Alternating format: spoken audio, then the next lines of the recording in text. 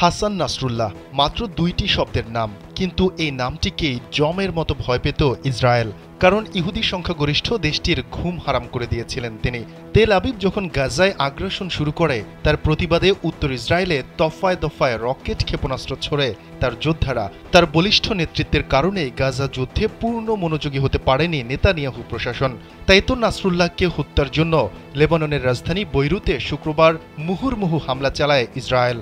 দাবি করে নাসরুল্লাহকে হত্যা করেছে তারা, কিন্তু হিজবুল্লাহর পক্ষ থেকে এর সত্যতা নিশ্চিত না করায় তৈরি হয় ধোঁয়াশা। তবে হিজবুল্লাহ নেতা মারা গেছেন কিনা অবশেষে তা জানালো গোষ্ঠীটি। স্থানীয় সময় শনিবার এক বিবৃতিতে হিজবুল্লাহ জানিয়েছে, স্যান্ডেলিনা সো রূপচর্চায় আভিজাত্য। হাসান নাসরুল্লাহ সংগঠনটির মহান ও অমর শহীদ কমরেডদের সঙ্গে যোগ দিয়েছেন, যাদের তিনি ৩০ বছর ধরে নেতৃত্ব দিয়েছেন। অর্থাৎ হাসান নাসরুল্লাহ যে মারা গেছেন তা নিশ্চিত করল গোষ্ঠীটি। এদিকে ইসরায়েল বলছে, সুনির্দিষ্ট গোয়েন্দা তথ্যের ভিত্তিতে প্রতিরোধ যোদ্ধাদের সদর দফতরে হামলা চালানো হয়েছে।